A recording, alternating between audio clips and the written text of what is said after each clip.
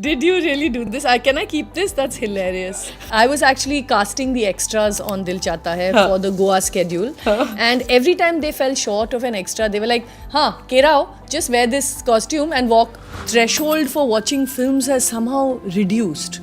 People get bored with a film very quickly. Men are also in some ways the victim of patriarchy. They're a victim of this system that has put them in charge of things. We say independence, but at the end of the day, our lives are all connected. The storytelling or the stories which are coming in from South India have better scripting and very realistic as compared to what is coming out of Mumbai these days. They are quite unafraid to try different things. They know their audience, and their producers are willing to take chances on new storytelling. You beat Hannibal. That was a real high because it was for me an incredible time to see that a film that, like you said, had no known faces, could do so well with word of mouth. Creatively, you can still work together. It shows the maturity that both of you have. And it took me a very, very long time to earn my own identity back, not just in public terms but in personal terms. The divorce also happened without any acrimony because of that. He allowed me to become myself. Namaste, Jai Hind. You're watching or listening to another edition of the ANI podcast with Smita Prakash. This episode is being filmed in Mumbai and my guest today is Kiran Rao. Director Kiran Rao is known for her unique storytelling, socially conscious themes and contributions to Indian cinema. She takes her time to make her films. The humor doesn't sink to slapstick. The narrative is unconventional. It shakes you out of apathy and makes you think. It's not the kind of films that people tell you, leave your brains behind and come to watch. There's every range in the film of Kiran. Loss, pain, humor, pro-feminist, but the men are depicted with care. Kiran, thank you so much for being part of the podcast. I'm looking forward to our conversation. Me too. But do you go on shows where the host hasn't seen your film? When we were doing promotions, we had mostly ensured that people saw the film before we did any conversations. But there were the odd people who I think last minute didn't watch the link and would have not seen the film, but we have sent them the link to watch and things like that. But I think after it came on OTT, everybody saw Lapata. Pretty much, yeah. Yeah, but then it's not just Lapata. I mean, your body of work is phenomenal. And you've been part of, even if it was not your film, like Monsoon Wedding wasn't your film, but you've acted in, you've been part of that film. And like Dhobi Ghat, Peepli Live, that movie really made us all rethink ki hum kya kare. But not that we did any corrective action. After that, we never learn our lessons. But there's still some solid journalism in this country. It's just still very small and fighting to survive, I feel. That's the only... Yeah. There's also, if you remember the era of Doordarshan, where we relied completely only on Sarkari news. Correct. There is a change. And I am all for self-regulation. I am very scared of government coming in. 100%. Right? So agree with you. We'd only become more responsible if we actually, had to take responsibility for what we were saying and doing. I feel it's the same in film on some level, which television has been doing. It's a self-regulatory body. They have a body for,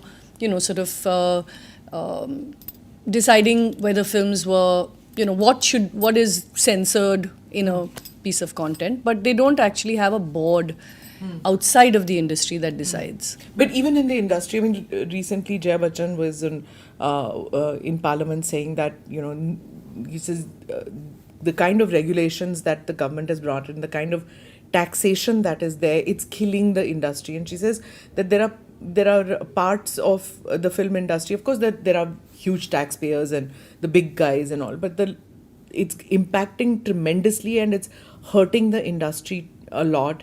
And those who from the film industry are in politics are not raising these issues. So everybody is to blame. Do you feel that? Do you think that not enough voices speaking up for the film industry? I certainly feel that when you look at what's happening to the economics of filmmaking today, we really need a strong amount of rethinking, coming together, possibly restructuring things. Because, we're quick to say films are a failure and films are not doing well at the box office, but there's a big cycle. It's a vicious cycle that we've been caught in for a long time. It has definitely to do with taxation. Some of it has changed. At one point we were double taxed. That has changed since the GST and all of those laws came in. But there's a reason that films are not more successful, and I think it is from the fact that we are still taxed for entertainment. And it's almost like it was a tax it's quite archaic. The idea of entertainment tax, I feel it's also something that I think that came in when films were considered like not kosher, not good for you.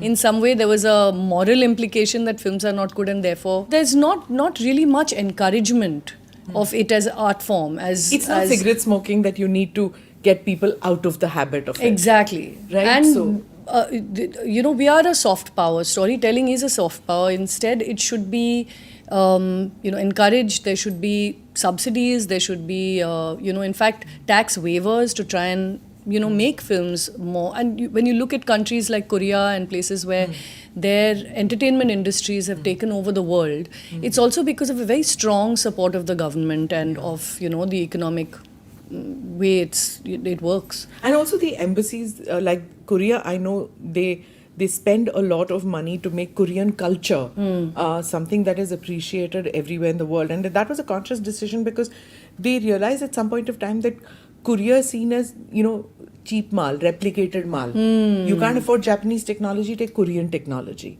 So, they made this conscious effort of pumping in money into the drama, into the music industry, into everything, and to change the image of Korea. Not to associate it with this sasta and tikau and sasta and non-tikau mal.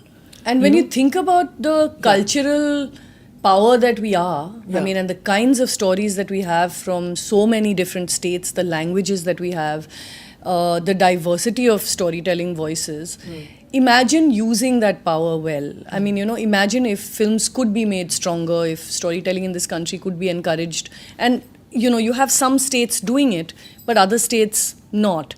And I think that does in some way affect the Hindi film industry as well, because, for instance, in Punjab there's no entertainment tax, or in UP they're giving a lot of subsidies for filmmaking. But here the subsidies are for Marathi film, and Hindi film actually we associate with Maharashtra, with Mumbai, So it needs, I nobody's feel, baby. It's nobody's baby at this point. I feel it needs a little bit of rethinking if we want to make films successful again and use the power of cinema.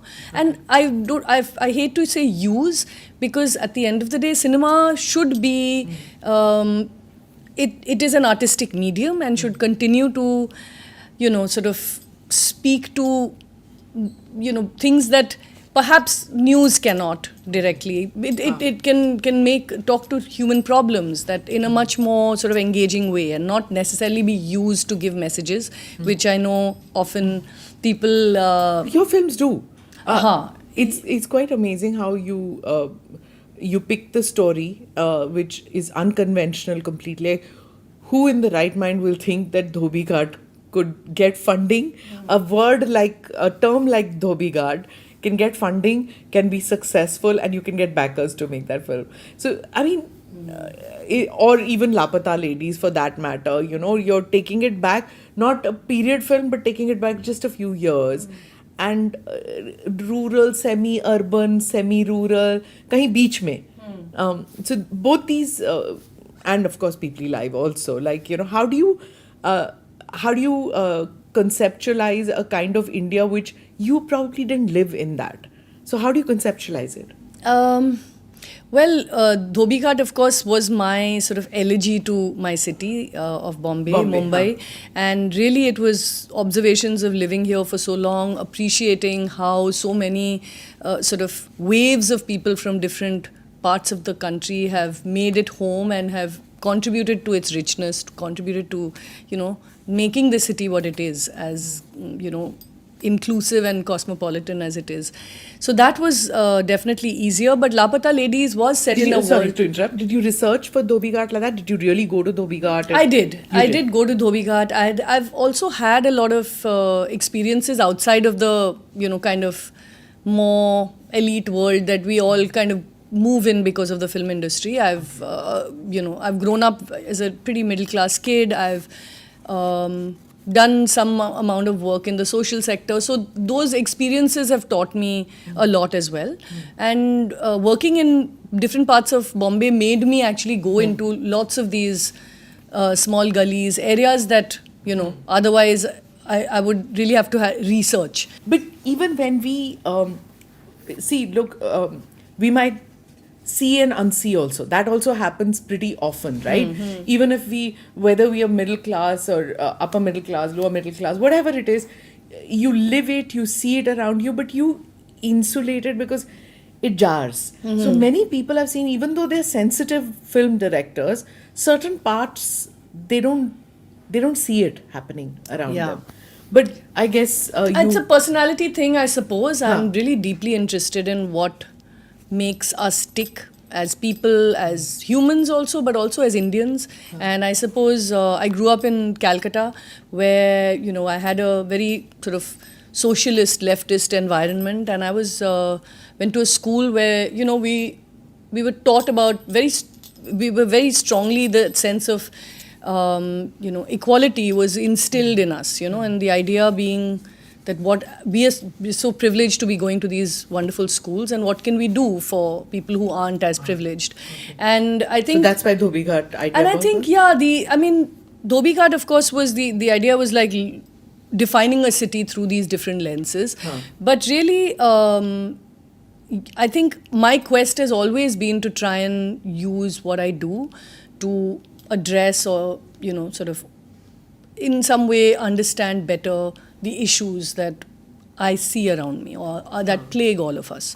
I think cinema is a great tool to understand people. But People's life also, like, farmer suicide is such a scary thing. But to find humor in that, and even in Lapata Ladies, to make that humorous, getting lost in that jungle. Peoply Life was all, of course, Anusha. I didn't write it, or I was part of the production team. Yes, I was part of the production team.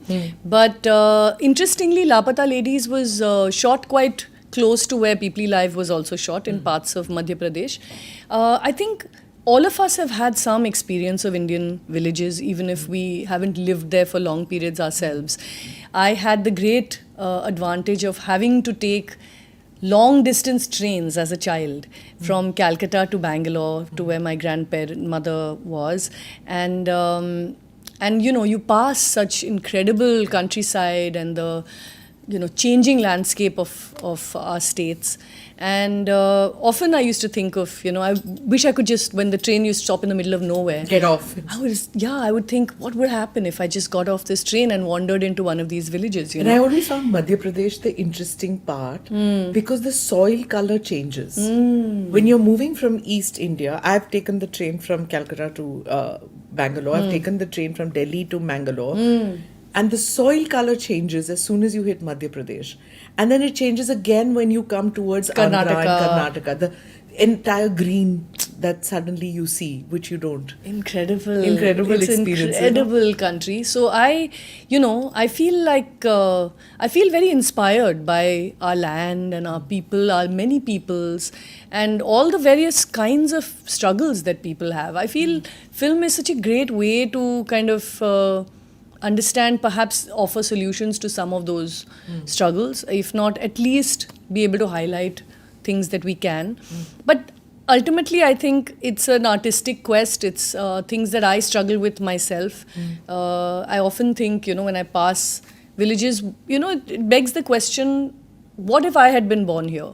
What if I had very few opportunities, none of the opportunities that I had. And it automatically makes me feel, like perhaps with my films I can make some kind of move the needle in that conversation a little bit. But there's also, every time there is, even a tinge of hopelessness, there is anxiety and hopelessness, but then hope. Literally, you know, within a few frames in Lapata Lady, which I loved. You know, that lady who makes tea out there, you know, and then comes up with expanding her menu. It's such a small thing, but it was so so meaningful. You don't need to specify and say it out, but it came across so well in that film. It's like Monsoon Wedding also. True. Bina bataye Bina bata bataye. diya. That's true. You know, Yeah. It makes you think. Like I always feel with your films, it's not as if you can just sit back, you know, okay, pretty ladies dancing, handsome men dancing. Yeah. That's also or needed. completely, you know, being completely just showing a situation as it is also very relevant. But sometimes, but by showing that and making you kind of aware of all the problems, it sometimes creates a sense of almost acceptance of those issues कि ऐसे ही है, ऐसे ही होने वाला है. And there's no sense that the conversation is moving forward in any way. I'm not saying it's not relevant, but I feel like if there's an opportunity to, you know, offer a new perspective or an alternate idea, another way of thinking about something, I think that's great within a space, you know. And it takes Manju Mai saying something or someone saying something very small like Jaya telling her, you know, अपने लिए बना लेती about the, you know, कमल ककड़ी की सब्जी, हाँ, dinner कटो अपने लिए बना लेती, कभी आप भी खा लो what you like to eat.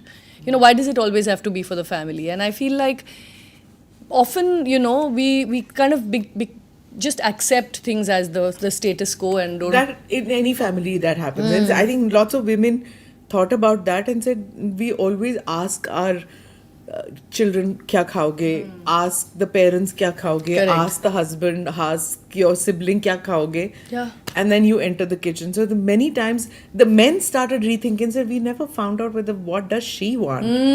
So it makes you Yeah, I've seen it in my own household Yeah. where, like, you know, my dad doesn't like something, and so my mom loves that. Yeah. And it's not made. So whenever I go home, I encourage my mother to make it because I like it as well. So it's something that women tend to do. They put themselves always in an order of priority much and most lower down. Women thought that it's the rural women, it's the poor women who do that. No, it's even the wealthy women who sit when even in a restaurant, they say, leave the menu to the men and say, "आप ही order कर लो जो करना है, मैं खा लूँगी."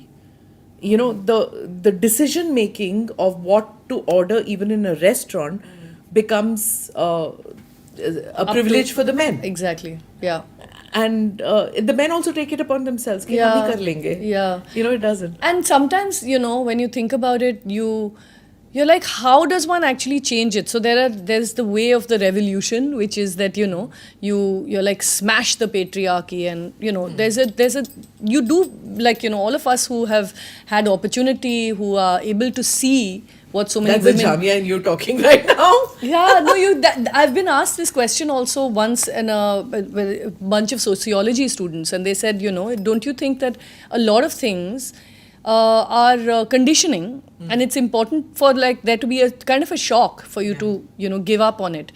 But it is true, it is conditioning. I feel like conditioning of millennia, not just 100 years or 200 years of decency and ladkiyan aisi honi chahiye, but millennia women have kind of assumed certain roles. But I feel like that tends, you know, there's the resistance can just kind of break families or people apart, you know, and it's better done with love. And, you know, why not kind of try to start small and try to push people and find it for yourself first, you know. Find that freedom for yourself. Brave of you that when you start making a film, when you don't have the backing of, say, a dad-in-law and things like that, which happens in Mumbai and in any industry, you're coming in and you want to tell unconventional stories, and you want to deal with it in an unconventional manner. The themes are different. The manner of handling it is different. You didn't decide to go कि थोड़ी देर के लिए मैं वो stories कर देती हूँ जो हिट हो जाएंगी और उसके बाद I'll change to what I really want to do. right? You Yeah. could have taken that path. Yeah, I actually went about it the other way, the Jamia effect, perhaps. I kind of made Dhobi Ghat because I felt like there were the old wonderful films, the NFDC ones in the 70s, where you spoke to what living in a city is like, the pressures, the different kinds of people and the struggles. But I felt like there was something there that I could contribute, which was, a sort of a more poetic lens on life, as with four intersecting lives and how they kind of make the fabric of the city. But, of course, then started working with Amir Khan Productions, worked on Tare Zameen Par, worked on Peepli Live, Jaane Tu Ya Jaane Na. All the while I was writing Dhobi Ghat. And Lagaan. And Lagaan. Lagaan, it was my first film and I was barely like a third AD, and of course that taught me everything about filmmaking.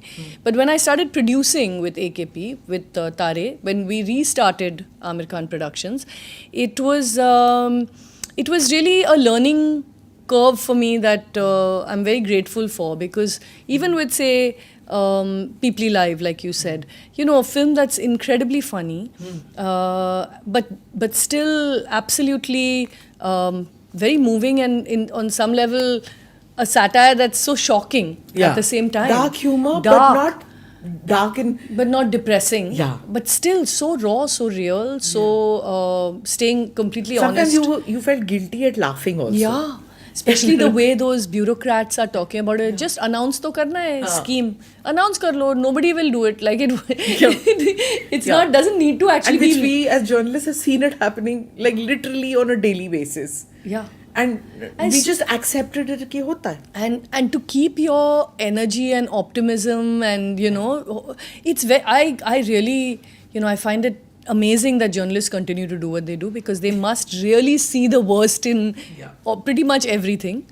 But similarly in film, I mean, I realized that there was a way, there was a way to kind of, and through, say, satire like Peepli Live, or through drama like Tare Zameen Par, you can kind of highlight human struggles. Of different kinds. Here it's a child with a learning difficulty, and in Peepli Live it's about farmers. In Secret Superstar it's about a girl who's from a very conservative family who wants to sing. And these are all really human problems that you could have anywhere in this country. And I feel like film allows you to make something that many people go through entertaining, and at the same time perhaps offering a new perspective, which is a wonderful thing about cinema, I feel. What's the experience of taking the films abroad and showing it at film festivals and award ceremonies? It's been actually quite incredible. I've gone with Mami as well, with films to Berlinale. We've then of course gone to Toronto with both Dhobi Ghat and Lapata. We went to Sundance with Peepli Live, and the reception for good films is amazing everywhere. I mean, you realize that cinema is a universal language, like music is on some level. People respond wonderfully to good films. With Dhobi Ghat we had it, with Peepli Live we had it, and with Lapata I had it even more. I mean, it was wonderful. It's still running in Japan in cinemas, which is for me such a great compliment. Like people telling me that they've seen it time and again, having interactions with audiences who've never been to India, don't know anything about an Indian village, but still in some way related with the characters in the film. Did they understand the humor in it?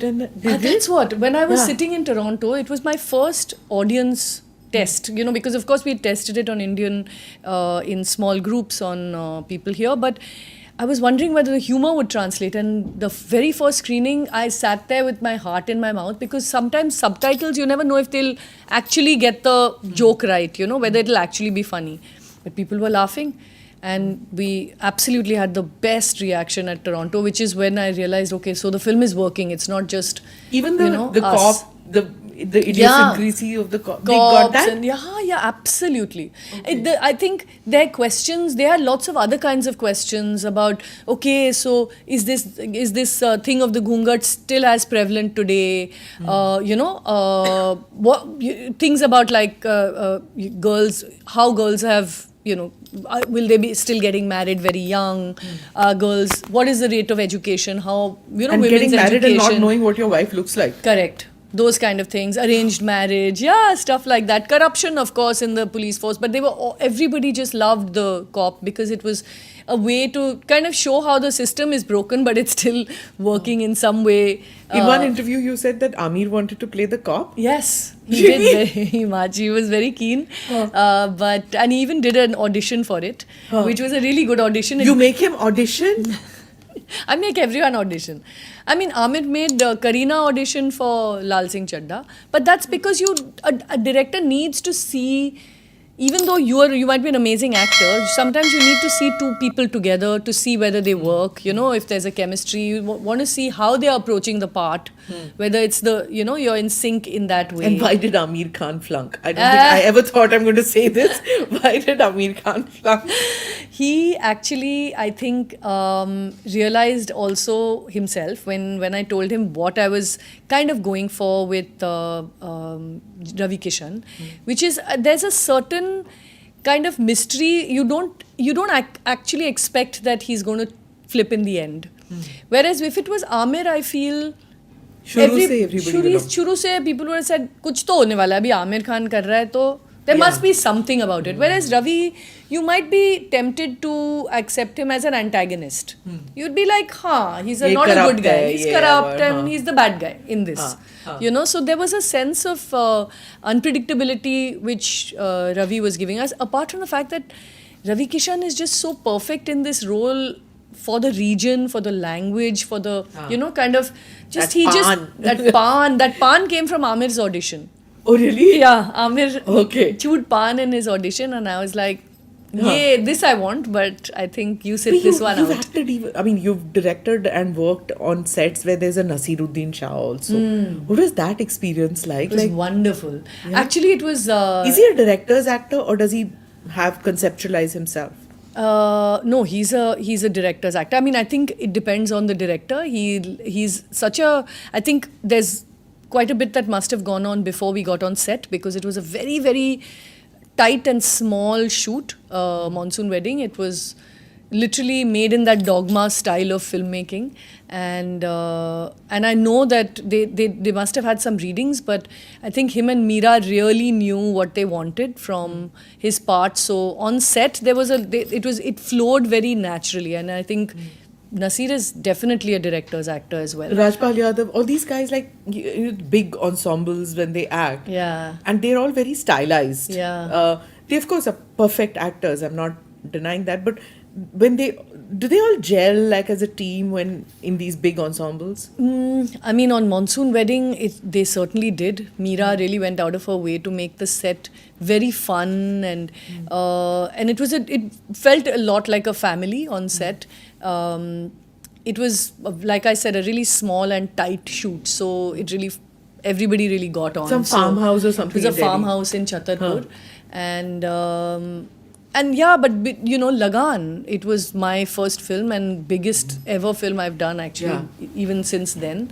And it's really that ensemble thing becomes an extension of family if it's done right. It doesn't matter how different your acting style is or where you come from.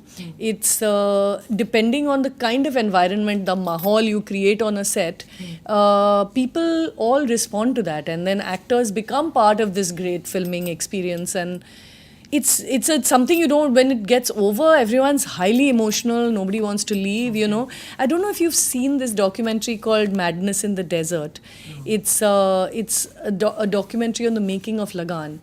And it's also called, I think, I forget the Hindi title, but it's an incredible sort of testament to the madness of filmmaking. It must have been exhausting. It was exhausting, right? 6 months in the desert, and for Amir and Reena and Ashu and everyone, 6 months or something before and 1.5 years after, and films take very long to make. Very grueling, but again, it was a trial by fire, but you came out of it completely changed. And I feel like all of us who were part of Lagan, carry it as the final word in, how films should be made. Who's more exacting, Ashutosh or Amir?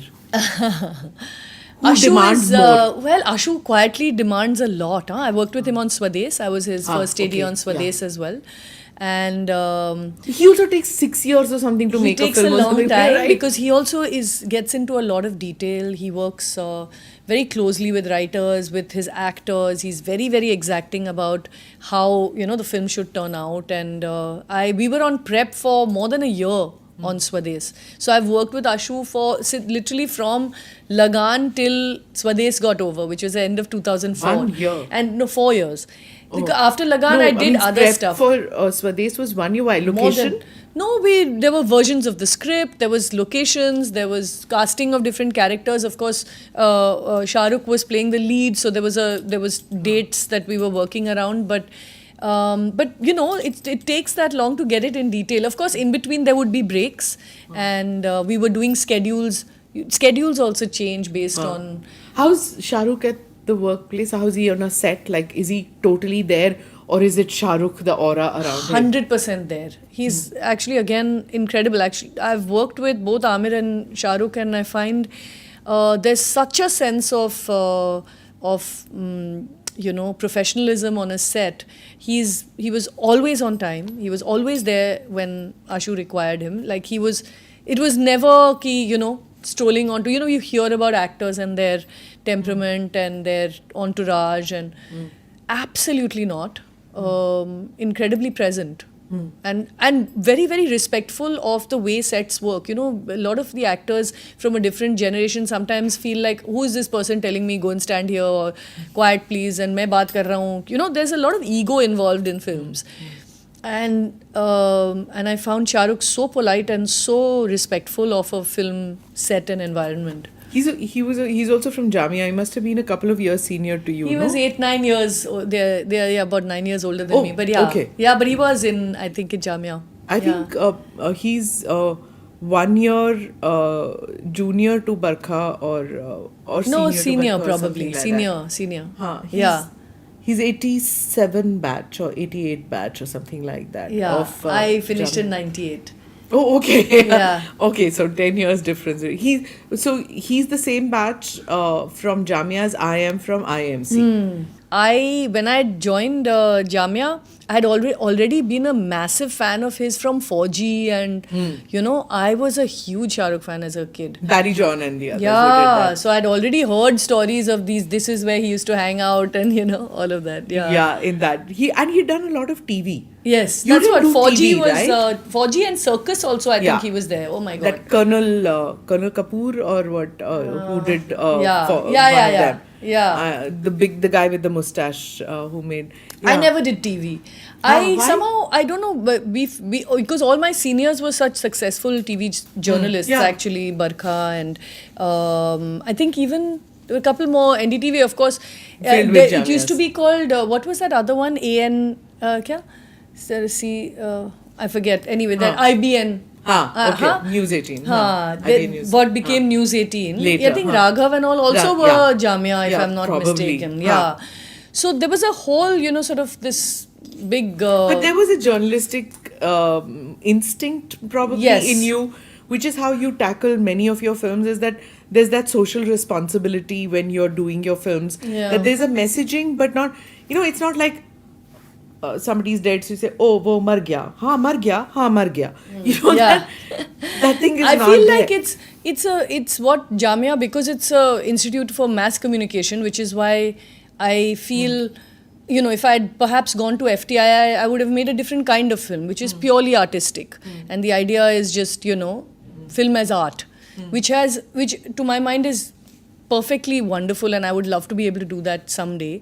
But I feel like what we did at Jamia, when we kind of studied film theory, we understood the messaging of any image, the semiotics of the image, what you get from any image, or when two images are put together. Two images or 3 or 4 images put in different order give a completely different connotation. So I think what Jamia did for me was also show me how you don't actually have to give a message, but what you say is your, you know, anything what you choose not to say, or how you choose not to portray someone, and how you choose to portray someone, is in itself a message. Having a strong woman character is in itself a message. You know, you don't need to stand on an apple box and say something. You can actually just be very conscious of the kinds of unspoken things you're doing. So you're doing feminism, which is very evident, but sensitively handle feminism, not the bra burning and revolutionary one, which, as you say, life teaches you. In your 20s, you want to be that, and towards your 30s, then you realize there are different ways of bringing about social change. It doesn't necessarily have to be something that you would do that. So it's handled sensitively, and men are not the villain. Men as in men. They could be individual men who are who harm, but men are not villains. So that I find interesting in your films that you depict, and the sensitive handling of feminism is also. But as a woman director, do you find people, men feeling intimidated by a feminist woman director? And I don't mean feminism is wrong, because my earlier guest was a little upset. He says, you are a feminist. As if it's a bad thing. Yes. No, I have been fortunate. I haven't actually been confronted with too much of this toxic sort of masculinity in my work life. I have chosen the people I work with, and they all obviously respect me and my point of view. I have on one occasion had a run-in with someone who was like hugely, you know, kind of, I would say, I think it's also just threatened by the fact that there was a much younger woman telling him what to do, and didn't want to take it from her. I think, I don't know, I've not had that very much of that experience in the Hindi film industry, I'm happy to say. Okay. But it's, you do encounter it, and I feel like, you know, sometimes then I do want to, you know, smash the patriarchy, because you feel like if people like, you know, we are very sheltered in the kind of privilege that we live in, you know. So you really feel like we want to move things along much faster, because there are women going through much more serious forms of exploitation and abuse and, you know, oppression. And if I can, you know, do anything to move that needle a little faster, it would be great. I remember on one Satyamev Jayate episode, Kamla Bhasin, the wonderful Kamla Bhasin, was talking to Amir, and she said, you know what the opposite of patriarchy is? So Amir said, matriarchy. So she said, no, it's equality. Ah, lovely. And I think that's something that we, even, you know, because men are also in some ways the victim of patriarchy. They're a victim of this system that has put them in charge of things. Right from birth, you don't cry like a girl, don't do exactly. That. There's all kinds of, that you have to be the provider and exactly everything. There's pressures of all kinds on them. So is there a world in which we can, you know, choose what we want to be, who we want to be, and how we want to live our lives outside of those pressures? It's important to know that we are all interdependent, and we can't, you know, we say independence, but at the end of the day, our lives are all connected. So I just felt Gauri Shinde also tells stories in the same sensitive manner, the way she handles women characters. She doesn't make you feel sorry for the woman. She just makes you feel that, can I do something to buck up this woman? Can I do something to help her?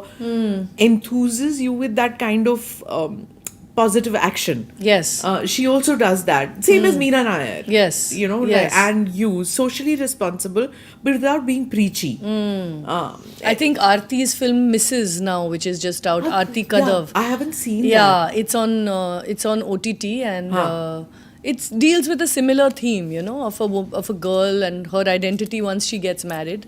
But that film is getting a bit of, I mean, it just happened, but it's getting a little bit of a negative pushback from some who are saying that, look, India has moved beyond that stage. Now we are talking about men who are committing suicide because of laws being used against men. So it is men who are suffering, and nobody's telling that story. You know, with that Atul, guy who committed suicide recently. yes. So he says that nobody's talking about the reverse aspect. Like you said, the men are also victims in some True. cases. Yeah. And Which is why actually I think Lapata was really for me a great place in which I could present alternative characters like Deepak. I felt like we don't often see heroes like Deepak. We don't often see the problems that someone like Deepak will go through, or while you have a Pradeep character who's burnt his first wife, you still have a Deepak character who's may not be the brightest guy in the room, but is deeply in love with his wife and wants to do something for her. So I feel that all of us are surrounded by also positive men, men who've held us up, men who've been supportive, and at the same time, all kinds of things exist. Like how do these story ideas come to you? Like Mrs. is or the ideas from a Malayalam film. Do you watch regional films to get, because lots of people are saying that the storytelling or the stories which are coming in from South India have better scripting, tightly woven and very realistic as compared to what is coming out of Mumbai these days, which is like coming born out of a sense of nervousness because so many films are flopping. So nobody really knows what's clicking with the Bombay film industry. So the South films have better stories. So where are you getting your inspiration from? I watch a lot of Malayalam films. I watch much less than I should, but I have seen a lot. And there's what I'm always struck by is how they really seem very bold in their story choices. Ullurukku, which is a film that was made, which was released last year, such a bold story idea. Even their horror films, like I saw a film called Brahma Yugam, which is a Mammootty film, incredibly artistically made, using folk tales and the folklore of Kerala, and incredible. It's a very different idea, and I'm struck by I don't know, I feel like there's a sort of a sense of conviction about telling stories that are different. And I think that's what stands them in really great stead. It's the chances that they're taking with the stories they're telling. And perhaps that also comes from the fact that they are usually smaller industries that are technically only catering to their own, culturally, their language and their community. And so they are quite unafraid to try different things. They know their audience, and their producers are willing to take chances on new storytelling. And people are going to the theatres to see. People are going to the theatres. Yeah. It's incredible. Yeah. So they're doing something right, and I have a feeling it's also because of the fact that they are very much in touch with their audience. They understand their audience very well.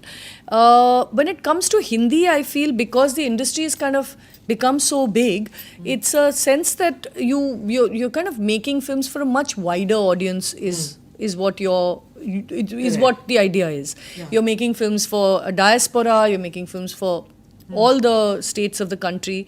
And I think that maybe is why people want to make something that they're very sure will succeed, and maybe that's why there's a tendency to go to a film that's already successful, like a remake.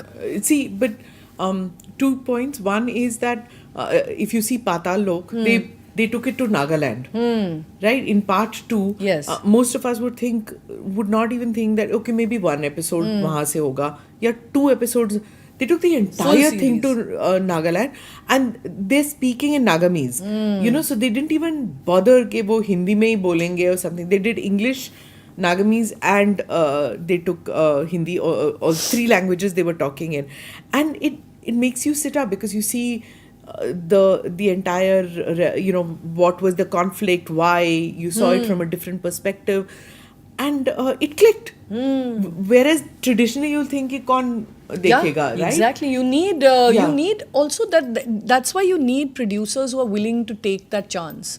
It all starts with people being willing to back that kind of horse, being willing to, kind of bet on that idea. Would you like to do an OTT thing? Because I'll tell you honestly, with a movie, it doesn't hold my attention. Sometimes I feel that the director has so much more scope in doing a series, because he has the character develops so much more. He's angry, his relationship with his wife. You can do so much in a longer series. Yes. Would you like to do that next? We do. I've been developing a couple of series ideas. One is a mini series, and one is a kind of, it could go for multiple seasons. It's a sort of a family comedy. So yes, I would love to make series. I've been working on some. I feel like certain stories just lend themselves much better to OTT, and you feel like you want to watch these characters time and again, and you want to see them grow. So those stories are good for OTT. But it's true that people's almost, I don't know, threshold for watching films has somehow reduced. People get bored with a film very quickly. I don't know what it is about cinema. I think it's, of course, the attention span change. It's a bummer for most people in films that, within 5 or 7 minutes, if there's not an explosion, a cell phone opens, It's most annoying, I feel. In a cinema theatre, lights on in the cinema theatre. People don't even bother to put their screen brightness down, and they're busy answering texts, and it's so annoying. And so the cinema experience also has become affected by that. People don't want to go all the way somewhere, spend lots of money, and then have other people be ordering, whatever, their tacos and are coming in the middle of the film, So I don't know. It's not also a communal experience anymore, right? There was a time you sat with 100 people in a hall and you laughed together, you sobbed together, whatever, with complete strangers. Now, even inside your own home, everybody is watching the movies in different rooms. This is true. Or in your own device. But Smita, I feel that experience cannot go away. It will not die. It's a cyclic thing, you feel? It's a cyclic thing for sure. I also feel like, as our primitive caveman type of selves, we are people who like to experience things together. We are not, while this has managed to distract us, like our individual devices have distracted us, there is no greater joy than laughing with other people, or, talking about a film after it's over. When you come out. We're doing this interview during Kumbh where everybody is doing a snan. Crores of people are doing snan together. This is true. So how can we say that? Exactly. And I went, in fact, there was a Wim Wenders film festival recently, and I went to Regal, which is a 1,000-seater. There was a line going almost all the way to Gateway of India to go in to watch a Wim Wenders film. And when we were inside there, when we were watching, say, Buena Vista Social Club, there were people clapping after a performance, laughing at the jokes. It's 100% an experience that people still want. I just feel like we maybe have lost some of that desire to go to the cinema, maybe because we've been failed by some of the films that have been put out there. We've been failed by a very economically unaffordable, sort of pricing, and we have become a bit lazier about getting up and going out. And it's convenience at the end of the day, and watching at home. Lots of critics who've been writing about the various films and saying that the script is bad. So even if you have the best of actors out there, how much can a director work on it if you have not written a good story? So if you do not have a good story, you're just making a film because you got the dates from the big names, XYZ actor, and you just got the funding because you've made films at the, pehle, which clicked. So you got the funding, you got the actor, and then you slap together a story. I think now times have changed, Smita. People are going to think very long and hard before they put a lot of money into films. It's we've seen, like, actually there was an article recently where the Kerala film industry, basically, which we've been seeing as the most successful industry in the past couple of years, making some of the most successful and wonderful films, they said that they've been seeing losses of about 700 to 800 crores in the last couple of years, and they're thinking that if that cognizance is not taken Yeah. of measures that they've been demanding, It's not they sustainable. are going to Yeah. have to close and take a break and do a kind of a strike in June, July. So yeah, so and I'm saying that at least there is a unity and some sort of a sort of sense that they want to kind of put new regulations in place. But the Hindi film industry is also so big, so sprawling. Everybody is doing their own thing that I think you feel like when will we sort of see a new wave, a new. But how did Kind of great success. You tell a story like Lapata Ladies, and the same time an animal comes out. Two different, both of them did very well. Did you at any time think that okay, this is not going to do well if I'm releasing it at the same time like a Ranveer Starer and I don't have a big name in mind? I mean, you know, the other films had big names. This one only had Ravi Kishan, who was recognizable. True. You know. True. So Yeah. did you at any have that anxiety like many people have? Na, Shahrukh का जब picture निकल रहा है you don't take out your movie, और सलमान का निकल रहा है you don't take out that week your movie. But this was running at the same time. Both became successful. How Yeah. did that happen? I don't know if we were running at exactly the same On time. OTT at the same time, I think. OTT we were. I Huh. mean OTT. And you that beat was lit. Yes, we numbers. beat the numbers. That was a real. That's a high. high because honestly, it was such a big film. Huh. It had done such huge business that actually our film was. Broke a lot of those kind of records on OTT, what we could not in, say, in the theatres. But no, I wasn't thinking that so much because there was so much trust in what we wanted to make with both Amir and Jyoti Deshpande from Jio. We kind of were very convinced of what we Yeah. were doing. We were staying within a very manageable price bracket, and what we needed to therefore achieve in the box office, we achieved. You know, it was all we of course stayed within a realistic daira because we knew we didn't have stars, and it was for me an incredible time to see that a film that like you said, had no known faces, could do so well with word of mouth, which purely because people were telling each other to go and see the way it. you moved the film, you promoted the film is also different from your earlier films. Like Lagan didn't have any promotion Yeah. or anything like that. And when Monsoon Wedding happened, I interviewed Meera Nair at that time. So very minimal kind of thing, and none of the actors, only Meera came on the interview. So I did that at that time. Just the start of that period of promoting films that was happening. Now I feel it's that's my opinion, that it's like it's over promotion. That's getting hit too, because you raise the expectations and then puss. You're right. Why are I don't know. I think we are all a bit lost when it comes to marketing at this point. There is such a glut of things to watch. How do you get people's attention is probably what everyone's thinking. It's for especially when you're a small film like Lapata Ladies, it was a challenge to think what can we do with much smaller resources in marketing. And we actually knew quite early on that word of mouth would be our marketing. There was no better way than that. We are such a diverse country. How to reach people where in the various ways that they can be reached, which is it WhatsApp groups? Is it on YouTube? Is it on Instagram? Is it, in your morning newspaper? Or is it big ads?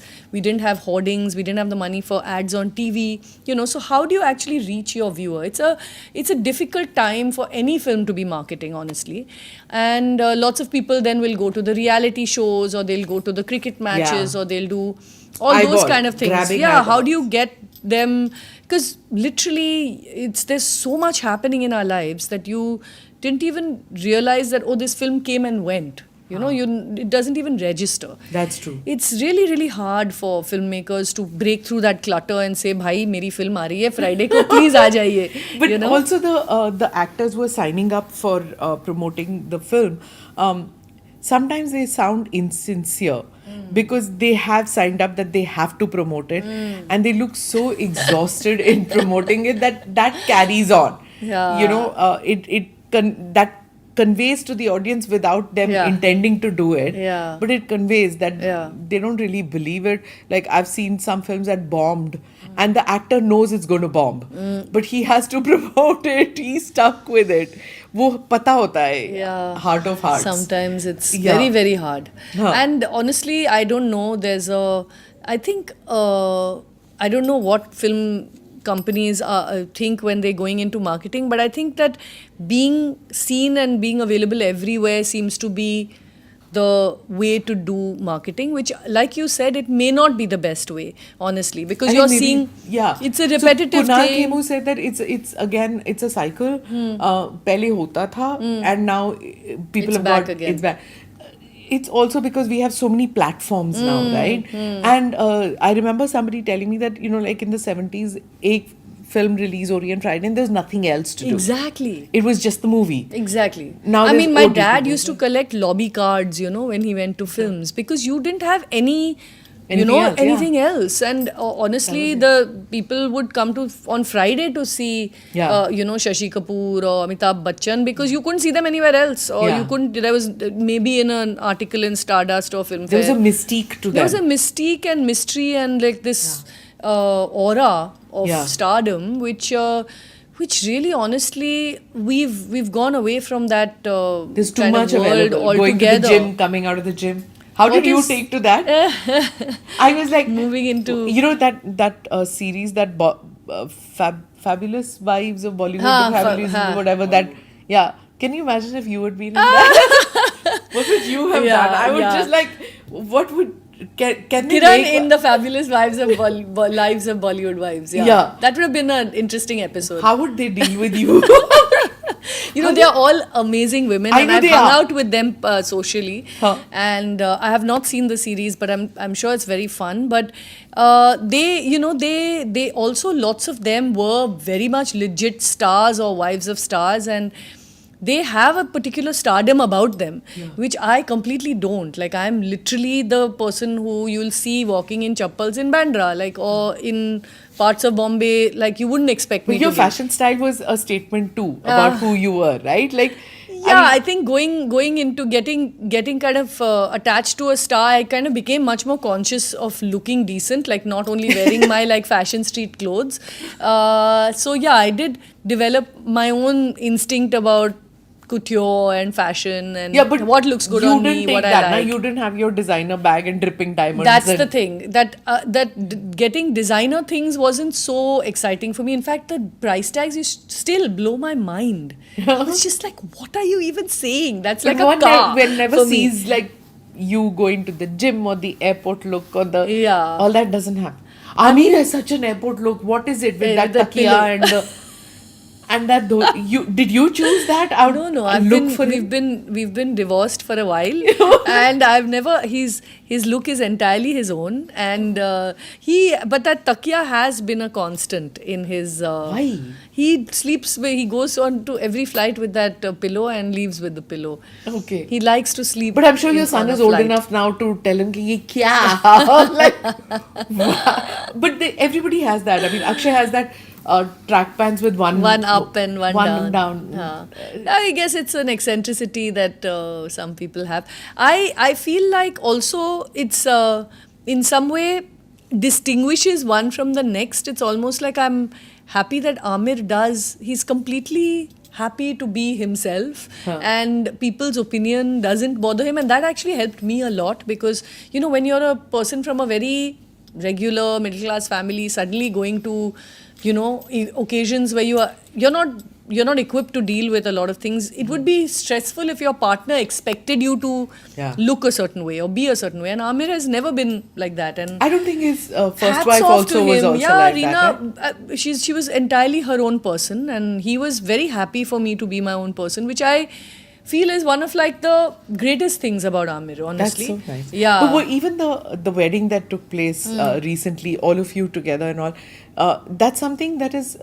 I think many people from broken families would aspire for that kind of a camaraderie with your ex, with children, who are your stepchildren.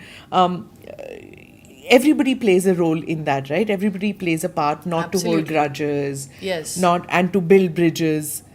In spite of that, it takes a lot out of everybody, right? It does. I mean, I think it's also in Amir's case, his family is incredibly warm, so it happens quite organically. Like you'll find our friends who've been Amir's friends growing up have become family, and once they kind of get introduced to the family, whether or not those relationships last individually, those people continue to stay in touch. I think it's a sense that the family accepts you as a person and it's not just you in a role.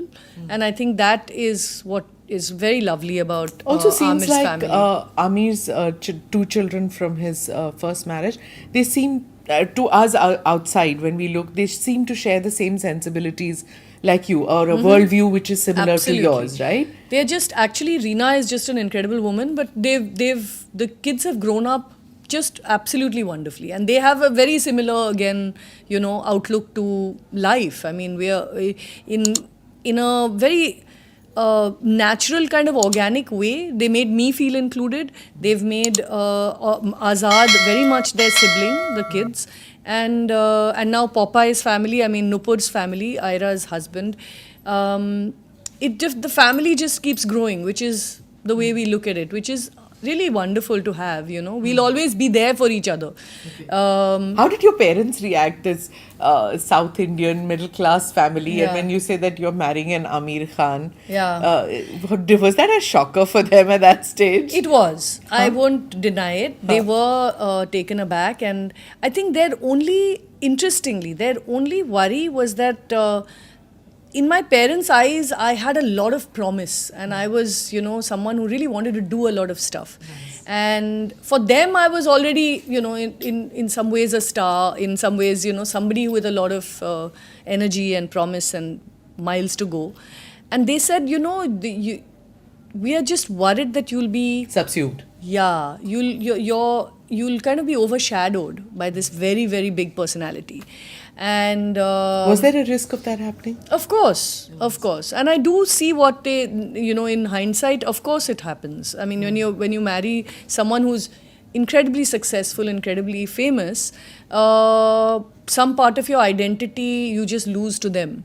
There is no denying that. And it took me a very, very long time to sort of earn my own identity back, not just in public terms but in personal terms. Yeah. To kind of be the person I wanted to be. Yeah. And I have to thank Amir that that's why the He's given divorce that is space also, also, the divorce also happened so without any acrimony because of that, because we were, I mean, he allowed me to become myself, to be, to be able to say that, look, I love you, I love this family, but I want to be on my own. I But have things to creatively, do. you can still work together. Yeah. Shows the maturity that both of you have Yeah. in life.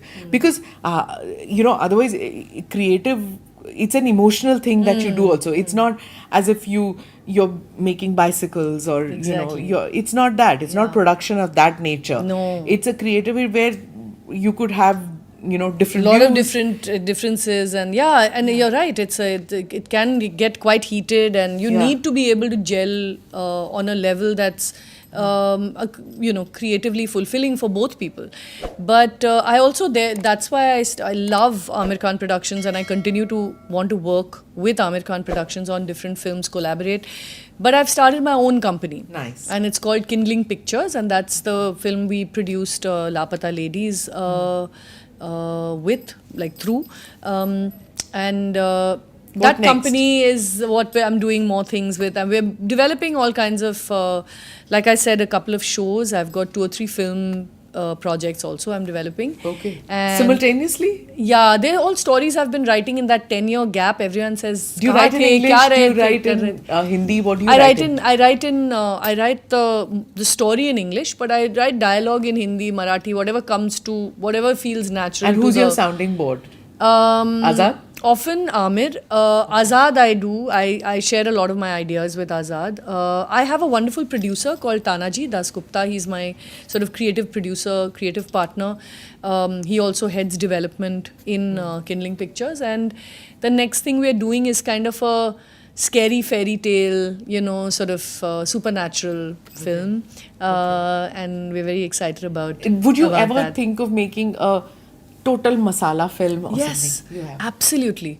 I would love to. Yes. In And fact, act? I don't. Well, I love to act. If someone offers me a good role, I'd be more than happy to act, honestly. So no one has to see this. Oh my God. You know, Oh, Naman, what is this? Yeah. Did you really do this? Can I keep this? That's hilarious. tell me about this. What This happened? is thanks to my friend Arjun Bhasin and Rima Kakti and Zoya Akhtar, who were all most annoyingly leading the set. And I was actually casting the extras on Dil Chahta Hai for the Goa schedule. And every time they fell short of an extra, they were like, Kerao, just wear this costume and walk. And I was like, guys, I'm the extras coordinator, okay? I'm the casting director of extras, but they would.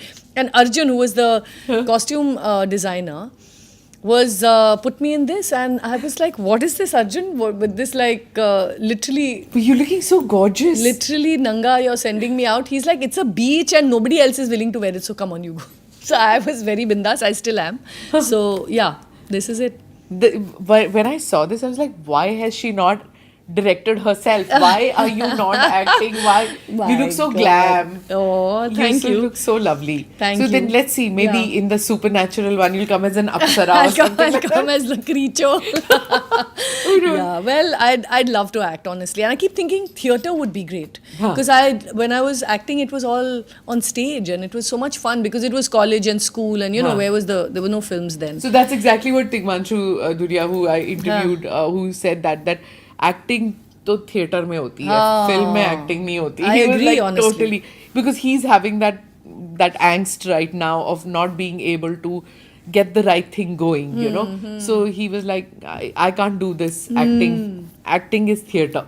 It's true. Some- It's another kind of joy, I tell you, because you kind of you're feeding off an audience, and rehearsals are so much fun, and then it's done. It's over. It's so ephemeral. You catch it, and when you're part of one great performance, Yeah. it's electrifying, and then it only stays in your memory. So who How knows? I may crazy is see you that? in Mandi House before anything else. So, but wish you all the best for 2025. Looking forward to what you bring out this year. Thank you so much, Smita. Thanks. Thank you for watching or listening to this edition of the ANI podcast with Smita Prakash.